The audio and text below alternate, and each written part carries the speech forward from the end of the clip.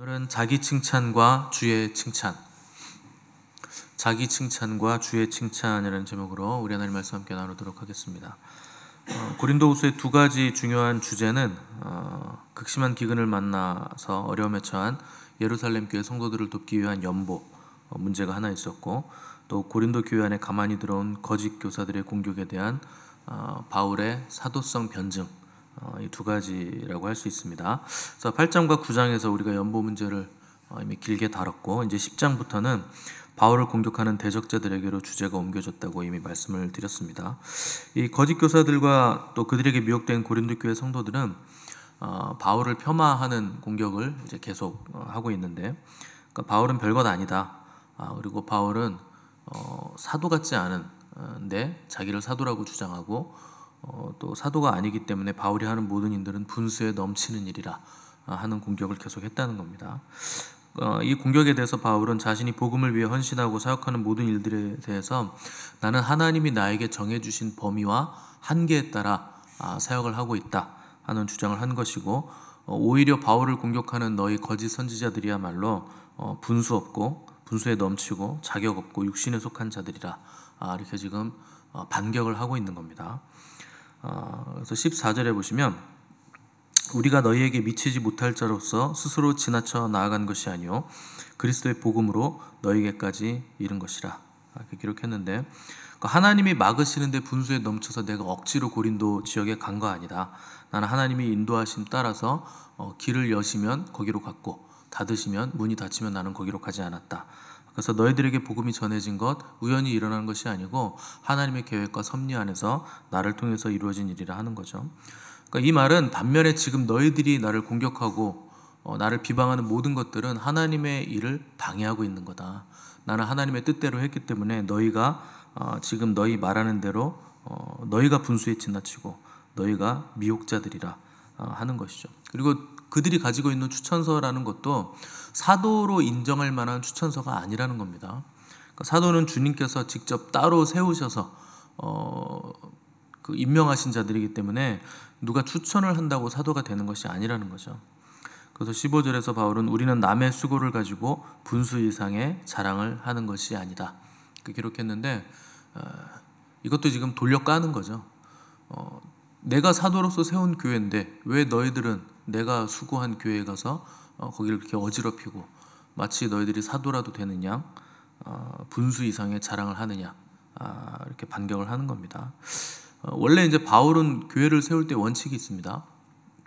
절대 남이 세운 기초 위에 교회를 세우지 않는다 하는 것이 바울의 원칙이죠. 오직 예수 그리스도를 기초로 해서 교회를 세우겠다 하는 것이고, 바울은 철저하게 이 원칙을 지키면서 사역을 감당했습니다. 그래서 로마서 같은 편지를 보시면 그 로마의 교회는 바울이 세운 교회가 아닙니다. 그러니까 바울은 로마에 가본 적도 없어요. 근데 이제 로마서를 쓰게 됐는데, 복음의 정서라고 하는 편지가 로마서잖아요. 로마에 있는 그 로마의 교회들에게 내가 편지한다 그렇게 했는데, 사실 바울이 세운 교회가 아니기 때문에 바울이 가서 뭘 가르치고 양육을 한 게 아니고 편지로서 멀리서 그냥 전달하게 됐다는 거죠. 바울이 로마에 가려고 여러 번 시도를 했는데 가지 못했습니다. 그러니까 그만큼 하나님은 로마에 가서 바울이 교회 세우는 문을 열어주지 않으셨다는 거죠. 그래서 바울은 열어주지 않으시면 가지 않는다. 문이 열리면 간다. 하나의 문이 닫히면 또 하나의 문이 열리고 그 문으로 들어간다 하는 원칙을 가지고 있었다는 겁니다. 그래서 뭐든지 정도를 걷는 것과 원칙을 지키는 것, 이게 무슨 일을 하든지 간에 굉장히 중요한 겁니다. 여러분들이 뭘 이렇게 목표를 이렇게 정하시고 그걸 하기 원하시면 그 원칙을 세워야 되거든요. 그리고 그 원칙을 반드시 지켜야 됩니다. 사람마다 이루고 싶은 꿈은 다 있죠. 그리고 뭐 성취하고 싶은 목표도 있고, 근데 대부분 그 목표에 도달을 못합니다. 왜냐하면 과정의 중요성을 간과하기 때문에 목표에 도달을 못하는 거예요. 그 과정이라는 것도 그냥 뭐 시간을 보내면 열심히 하면 되는 게 아니고 원칙을 반드시 지켜내는 그 과정을 지켜야 그 계획된 그 목표에 도달할 수 있게 되는 겁니다. 그러니까 그리스도인들 마찬가지고 교회도 마찬가지죠. 이제 교회에서 과거에 굉장히 흔히 했던 말 있잖아요. 은혜롭게 합시다. 덕스럽게 합시다. 도대체 어떻게 하는 겁니까? 은혜롭고 덕스럽게 대충 뭉개고 넘어갑시다 뭐 이런 거 아니에요? 그러니까 원칙 그냥 뭉개고 넘어갑시다 이런 거죠. 뭐 당연히 하나님도 율법이라는 원칙을 위배하시고 십자가라는 편법을 써서 우리에게 은혜를 주셨으니까 우리가 율법적으로 원칙을 다 지켜서 이거에 어긋나면 다 총살시키고 쫓아내고 이렇게 하면 안 되는 겁니다. 근데 그럼에도 불구하고 지켜야 되는 원칙은 반드시 있는 겁니다. 근데 그걸 지키지 않으면 그 원칙이 무너지면 이제 전체 구조가 점점 무너지게 돼 있습니다. 그래서 세월호 침몰하고 다리가 무너지고 백화점 무너지고 이런 것들은 전부 다 원칙이 무너졌기 때문에 무너지는 거예요. 건물이 잘못돼서 무너지는 거 아닙니다. 원칙을 안 지켜서 무너지는 겁니다. 건물이 무너지는 건 표면적으로 나타나는 현상인 거죠. 그래서 여러분 그 횡단보도 건널 때도 무슨 불에 건넙니까? 빨간 불에 건넙니까? 파란 불에 건너죠? 아닙니다. 초록불에 건너는 겁니다. 파란색은 없습니다. 그 초록불에 건너는 거 그 원칙이에요. 그게 여러분 부담이 되시면 그분은 저기 외계 행성 가서 사셔야 돼요. 그게 부담스러우시면. 내가 신호를 지키는 게 아니고 그 신호가 내 생명을 지켜주는 겁니다. 그러니까 그거 지키는 게 여러분 편하셔야 되고 감사하셔야 되는 거예요. 내가 저 불빛 저것 때문에 죽지 않고 잘 살고 있구나. 여러분들이 주위를 아무리 두리번 거리고 빨리 건너가시려고 해도 아차 하는 순간 차가 옵니다. 차는 빨리 오니까. 그러니까 원칙을 지킨다는 건 그만큼 중요한 거죠. 그래서 교회 안에서도 원칙을 지키지 않으니까 목회자가 막 횡령하는 거예요. 돈 막 횡령하고 자기 통장으로 막 다 꽂아놓고. 아무튼 별의별 일이 다 있습니다. 저는 해보지 않아서 어떻게 하는 건지 모르겠는데. 그러니까 그 재정 맡은 장로들이 막 자살하고 그러잖아요. 목사 지킨다고. 그래서 교회 안에서도 원칙이 무너지면 교회 전체 구조가 무너진다. 특별히 도덕성에 흠결이 생기는 일들에 대해서는 원칙을 잘 지키는 게 중요한 겁니다. 그리스도인들에게 가장 중요한 대원칙이 하나 있습니다. 이건 모든 것을 막론하고 모든 분야를 막론하고 이 원칙을 반드시 지키셔야 되는데 모든 영광은 하나님께 돌린다. 여러분 이게 그리스도인의 대원칙입니다. 이걸 안 지켜서 인생이 무너지는 거예요. 제가 이렇게 작은 일 가지고도 아유 하나님이 하셨죠. 그럼 제가 무슨 겸손을 떠는 것 같이 여러분들 생각하시는데 여러분 그 습관이 되셔야 돼요. 하나님의 영광을 왜 내가 다 훔쳐갑니까? 영광은 전부 다 하나님께 돌려드리는 거예요. 그걸 안 하니까 자꾸 내가 하나님이 되는 자리에 가는 거죠. 우리가 얻은 거, 이룬 거, 행한 거 그 모든 것들 다 하나님께로부터 온 겁니다. 그게 마치 나에게 원래 있었던 것 마냥 말하고 행동하시는 분들이 계시는데 여러분 그러다가 인생이 한 방에 속절없이 무너집니다. 큰일 나는 거예요. 그게 우리가 지금까지 지켜낸 게 있다면 내가 지킨 거 아니죠. 여호와께서 세우지 않으시면, 여호와께서 지키지 않으시면 파수꾼의 경성함이 허사고 아무리 난공불락 같은 요새라도 한 방에 무너지죠. 하나님이 지키시니까 이게 무너지지 않는 겁니다. 여러분들이 어제 잠을 잘 주무신 거, 그것도 여러분들이 무슨 잠에 특화된 능력이 있어서 잘 주무셨을까요? 물론 못 주무신 분들도 계시겠지만 못 주무시면 바로 아셔야죠. 깨달으셔야죠.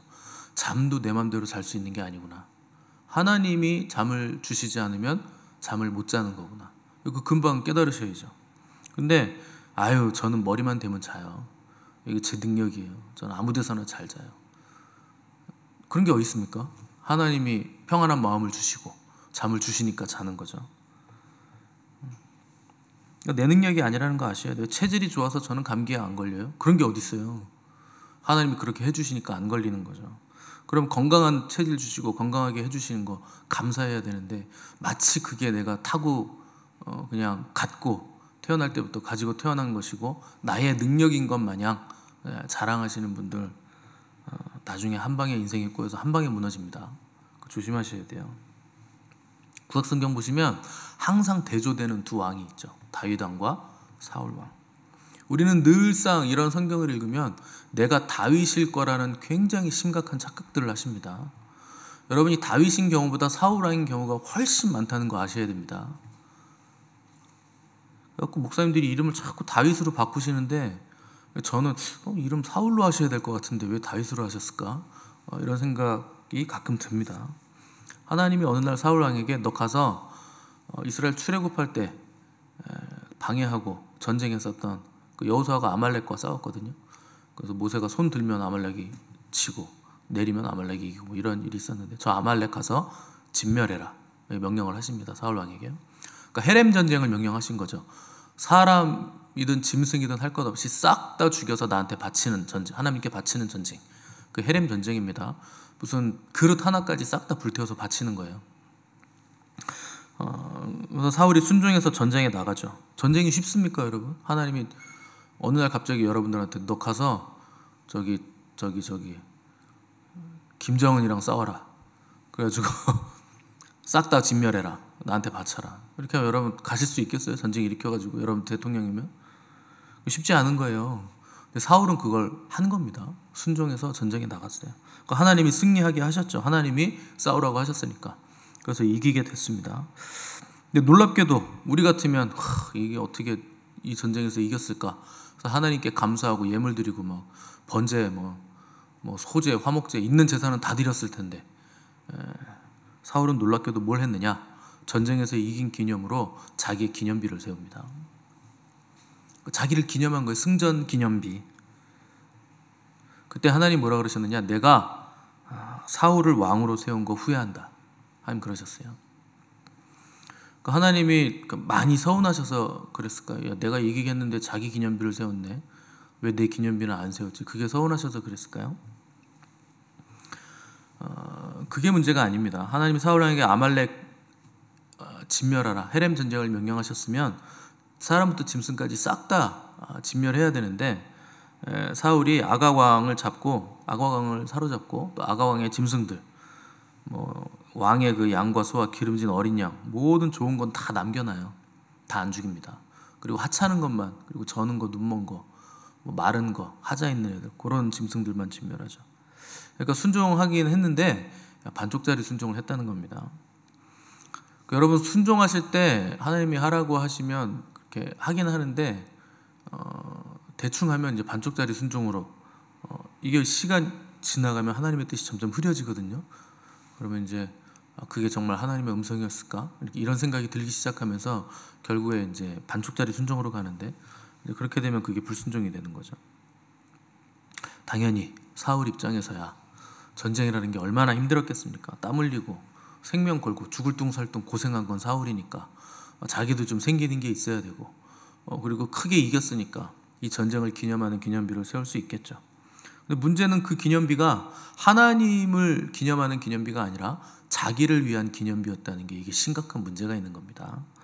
그러니까 우리는 되게요 큰 일이 이루어지면 자기를 위한 기념비를 먼저 세우려고 하죠. 역시 나야. 내가 이걸 하다니 대단해. 이런 생각을 한다는 거죠. 성경에 기념비를 세운 사람 두 사람 있습니다. 또 한 사람이 누구냐? 압살롬이에요. 다윗의 아들. 다윗에게 반역을 일으켜서 아버지를 쫓아내고 왕이 됐던 그 왕자 압살롬이 기념비를 세워요. 근데 이 기념비를 세운 사람들의 인생을 보면 기념비를 세운 그 순간부터 인생이 다 내리막길입니다. 그러니까 하나님을 기념하지 않고 자기의 기념비를 세운 순간 그때부터 인생이 내리막길이에요. 비참해집니다.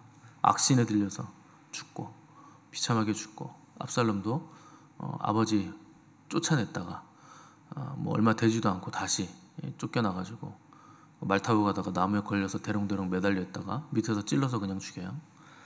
그렇게 비참하게 죽는 거죠. 둘 다 자기의 이름이 이스라엘 안에서는 가장 큰 이름이 되었죠. 둘 다 왕이었으니까 얼마나 존경을 받고 사람들이 높였겠습니까? 그런데 문제는 둘 다 자기 이름을 높이는데 그 문제가 있었다는 거예요. 이스라엘은 그런 나라가 아닙니다. 왕이 칭송받고 왕이 자기 이름을 기념하는 나라가 아니에요. 하나님이 왕이신 나라가 이스라엘입니다. 근데 사사기에 보시면 주제가 딱 하나잖아요. 그때 이스라엘에 왕이 없었으므로 사람들이 각자 자기 소견에 오른 대로 행하였더라.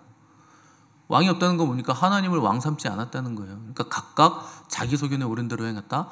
자기들이 다 왕이 됐다 하는 뜻이죠. 그래서 자기 이름 높이고 자기 치적 드러내기 위해서 기념비까지 세울 만큼 대단한 사람들인 건 맞는데 그들의 삶을 보니까 누군가를 쫓고 쫓아내고 죽이는 그런 인생이었다는 거죠. 똑같은 인생을 사는데 누군가를 쫓아내고 죽이기 위해 사는 인생이라면 과연 그 사람들이 행복하고 평안한 인생이었겠습니까? 잠이나 잘 잤겠습니까? 아버지 왕 쫓아내고 자기가 왕 되면 잠이 오겠어요? 자기도 누군가 쫓아내서 왕이 됐는데 금방 자기 등에 누군가 칼을 꽂지 않을까, 그 불안해서 잠을 자겠어요? 그리고 항상 잠을 못 자고 불면증에 시달리고 결국 악신에 들리는 거죠. 그러니까 자기를 기념하고 자기 기념비를 세운다는 건 이런 거예요. 자기가 자기 인생의 왕이 되고 자기가 책임져야 되는 인생으로 전락했다는 거죠. 하나님이 지켜주시지 않으니까 늘상 불안하고, 늘상 누가 날 배신하지 않을까, 늘상 누가 밤에 와서 나에게 칼을 꽂지 않을까, 전전긍긍하는 인생이 된다는 거죠. 사도 바울이 복음 전하면서 굉장히 많은 고생했습니다.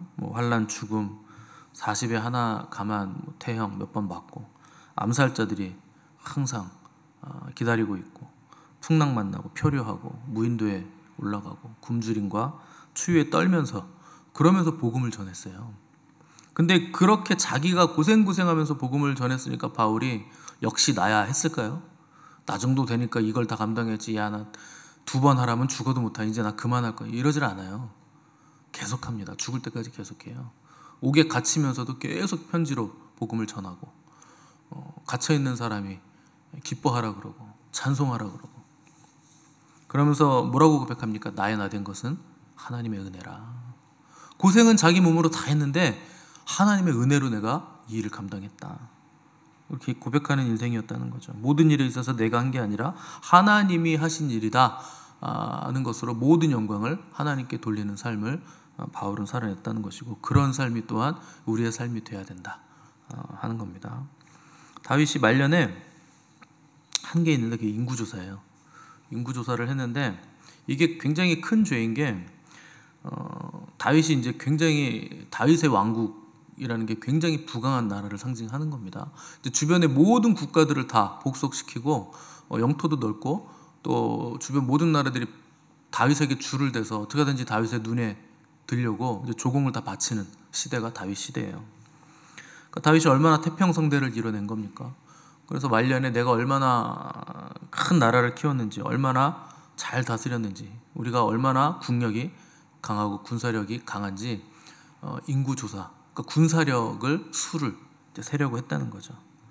그러니까 자기의 치적을 지금 이제 조사를 해보는 겁니다. 얼마나 나라가 부강해졌는가. 그때 인구조사를 위해서 이제 당시 군사령관이 요압이었는데, 요압이 말립니다. 내 주 왕이여, 이러실 필요 없습니다. 하나님이 왕께 이 나라를 주셨고 부강하게 해주셨는데 굳이 뭐 그런 걸 셉니까? 그거 하나님 앞에 죄입니다. 요압이 뜯어 말려요. 그런데 다윗이 강행하죠, 인구조사를. 근데 군대 장관, 군사령관인 요압이 이 인구조사를 위해서 10개월간을 이제 자리를 비웁니다. 10개월 동안 인구조사를 했어야 될 만큼 인구가 많았다는 거죠. 근데 다른 한편으로 10개월 동안 군사령관이 자리를 비워도 나라에 아무 문제가 없을 만큼 다윗의 왕국은 부강했고 태평성대였다는 겁니다. 그만큼 강한 나라였다는 거죠. 그만큼 하나님이 태평성대를 다윗에게 허락하셨다는 거죠. 그런데 그때 다윗이 생각해낸 것은 자기의 기념비예요. 우리나라가 얼마나 강한가, 내가 얼마나 강한 나라를 이뤄냈는가, 자기 기념비를 세우기 위해서 인구조사를 실시를 했다는 겁니다. 그도 그럴 것이 블레셋도 복속시켰고, 모압, 아람, 암몬 족속들 싸우면서 연전연승을 다윗이 거둡니다. 그러니까 그 안에 교만과 야심, 자만심이 이제 점점 이길 때마다 조금씩 싹트기 시작했다는 거죠. 그래서 이 일로 인해서 하나님이 다윗을 이제 진노하셔서 다윗을 책망하시는데, 너 셋 중에 하나 골라라. 3가지 중에 하나 골라라. 7년 동안 기근이 있을래? 아니면 까먹었는데 대적자들에게 쫓겨다닐래? 3년 동안 쫓겨다닐래? 아니면 3일간 온역에 시달릴래? 하나 골라라. 그래가지고 다윗이 제일 짧은 3일간의 온역을 고르는데, 기간이 짧아서 고른 게 아닙니다. 다윗이 왜 이걸 골랐냐면, 제가 사람에게 책망받는 것은 원하지 않습니다. 대적자들이 쫓아오거나 뭐 먹고 사는 기근 문제 때문에 뭐 궁급하거나 그런 거 원하지 않습니다. 저는 그냥 하나님께 직접 받겠습니다 해서 하나님이 치시는 온역을 받겠습니다 해가지고 3일간의 온역을 선택하는데, 정작 다윗이 온역에 걸린 게 아닙니다. 백성들에게 전염병이, 온역이 발생해서 3일 만에 7만 명이 죽어요. 어마어마한 숫자가 죽은 거예요. 다윗이 아이고 하나님, 제가 걸릴 줄 알았는데 저 백성들이 무슨 죄입니까? 용서해 주세요. 그랬더니 이제 하나님이 선지자를 통해서 아리오나 타작마당에서 번제와 화목제를 드려라. 그래서 그 타작마당과 그 땔감 수레와 소 아리오나의 것을 다 사가지고 번제와 화목제를 드린 다음에야 하나님의 진노가 그치면서 온역이 멈춥니다. 다시 다윗은 태평성대의 기간으로 들어가죠. 아주 홍군형이 난 거죠. 내가 나의 기념비를 세우려고 했다가 엄청난 재앙을 맞이하게 됐다는 겁니다. 그리고 나서 다시 태평성대 기간으로 들어갔을 때 다윗이 이번에는 전혀 새로운 아이디어를 떠올려요. 그때 떠올린 생각이 뭐냐? 자기 기념비를 세우는 게 아니고 여호와의 성전을 세울 생각을 그때 떠올리게 되는 거죠. 자기는 부강한 나라를 잃었고 백향목 왕궁에 사는데 여호와의 언약궤는 아직도 저 천막에 있으니, 텐트에 있으니 이거 너무 죄송하다. 그래가지고 내가 여호와의 성전을 좀 지어드리면 좋겠다. 여러분 얼마나 다릅니까? 처음에는 정신 못 차릴 때는 내 기념비를 한번 세워보자. 가지고 뭐 부강한 나라 이것들을 자기의 자랑으로 삼으려고 했는데 몇 대 3일 동안 맞고 나서, 그리고 나서 생각이 든 게 여호와의 기념비를 좀 세워보자. 그래가지고 하나님께서 계시는 집, 여호와의 집을 만들 생각을 했다는 거죠. 그때 다윗은 노년이었는데도 불구하고 굉장히 열정적으로 여호와의 전을 짓기 위해서 많은 준비를 합니다. 결국 하나님은 선지자를 통해서 넌 못 짓는다. 대신에 네 아들이 질 거다. 그렇게 말씀하시는 바람에 다윗은 더 신나게 재료들을 전부 다 준비해놔요. 내가 짓지 못하지만 내 아들이 짓겠지. 그래서 솔로몬이 성전을 지었는데 그 재료가 다 누가 준비한 겁니까? 다윗이 다 준비해 놓은 거예요. 엄청난 재료들을 다 준비를 해놨다는 거죠. 그러니까 얼마나 열정적으로 다시 물맷돌 던져서 골리앗을 죽이던 때 그 청년의 열정으로 다윗이 되돌아간 거예요. 열정적으로 여호와의 전 건축할 준비를 뜨겁게 했다는 거죠. 그래서 우리에게 항상 있어야 할 마음, 이런 마음입니다. 나의 기념비를 세우는 게 아니고 여호와의 기념비를 세우고, 나의 집을 건축하는 게 아니고 하나님의 집을 건축하려는 마음. 다 내가 한 게 아니고 하나님이 하신 것이고, 내가 성취해서 얻은 게 아니고 하나님이 주신 것이기 때문에 하나님께 돌려드리려는 마음이 우리에게 있어야 된다는 겁니다. 그렇지 않고 내가 한 일이 많고 내가 성취했고 내가 다 한 거다, 이런 생각이 드는 순간 그 인생은 내리막길을 걷는 거예요. 빠르게 내려가는 겁니다. 그러니까 하나님이 주신 걸 내 것이라고 생각하는 순간 인간의 불행이 시작되는 거죠. 그렇게 내 건강, 내 물질, 내 권력, 내 소유라고 얘기하면 그 모든 것들이 나에게 힘이 되는 게 아니고 짐이 됩니다. 내가 책임지는 인생이 그 짐스러운 인생이죠. 만일 그 여자분들 지금 남편이 로또를 맞든 뭐 어디서 주워왔든 주먹만한 다이아몬드를 선물하면 여러분 기분이 어떠실 것 같으세요? 이만한 거. 이만하면 몇 캐럿이에요? 뭐 한 200캐럿 됩니까? 아무튼 그걸 또 세공해가지고 목걸이를 딱 갖다 주면 기분이 어떠실 것 같으세요? 막 마냥 좋으실 것 같습니까? 아니면 부담스러울 것 같습니까? 굉장히 부담스러우실걸요? 그거 여러분 차고 나오실 수 있어요? 이만한 거 여기 딱 차고서 좀 파인 거 부인에게 입고 딱 차고 다니실 수 있으세요?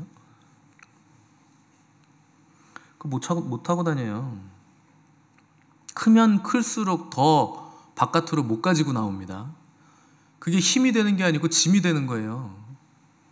어디 팔 때도 힘들어요. 그만한 거 얼마에 팔겠습니까? 몇백억은 될 거 아닙니까? 그럼 그거 집에 잘 모셔놓고 금고라도 또 사야죠. 그거 모셔놓으려면 그냥 서랍에 넣어놓을 수 있습니까? 그 정도 되면 금고 하나는 있어야지. 저기 목양실 안에 있는 방에 금고 있는데 저는 번호도 몰라요. 한 번도 안 열어봤습니다. 그 안에 뭐가 있는지도 모르겠어요. 그 안에 뭐 있는 거예요? 돈은 없을 것 같은데 제가 금고는 대여해드리겠습니다. 물방울 다이아가 생기신 분들 주먹만한 거 보관은 해드릴게요. 그 집에다 모셔놓고 금고에다 모셔놓고 여러분 나 그 집에 그거 있다 어디 가서 말할 수 있습니까? 우리 집에 이따만한 다이아 있어. 그거 말할 수 있어요? 그럼 남들한테 자랑도 못하고 차고 다니지도 못하고 뭐 어디 쉽게 팔지도 못하고 준 거니 선물 받은 거니까 그 금고에 모셔놓으면 평생 그게 무슨 일을 합니까? 그 뭐 무슨 필요가 있는 거예요? 그래서 흔히 집에 간다 그러면 뭐 집에 금덩이 있어? 왜 집에 가? 이러잖아요.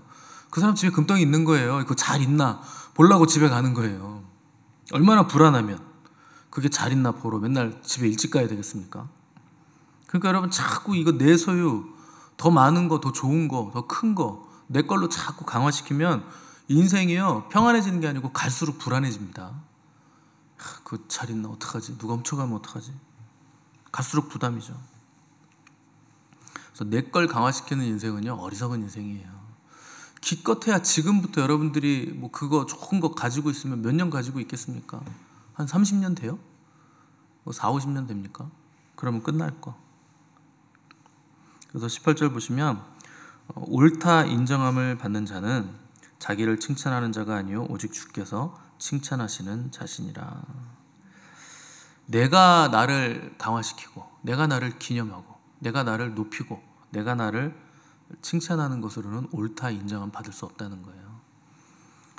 여러분 사람들도요 내가 나를 칭찬하면요 그 사람 재수없다 그래요.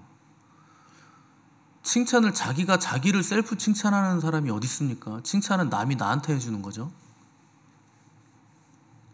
물론 저도 가끔 장난으로 제가 저를 칭찬하는 걸 합니다.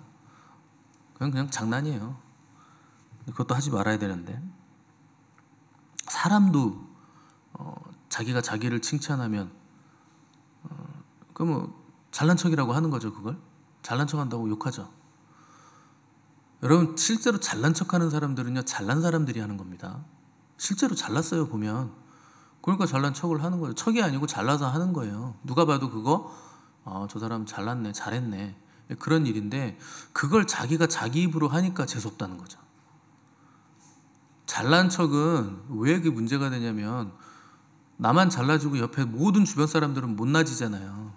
실제로 그렇게 됩니다. 실제로 잘났기 때문에. 그걸 티를 내니까 주변 모든 사람들은 못나지니까 상대적인 박탈감과 상실감이 드는 거죠. 그래서 그게 문제가 되고 미움받는 거거든요. 그러니까 사람도 자기를 자기가 셀프 칭찬하는 사람 인정 안 해주죠. 하물며 하나님께서 나를 옳다고 인정 안 해주면 그 인생은 의미 없는 거죠. 헛된 인생이 된 거죠.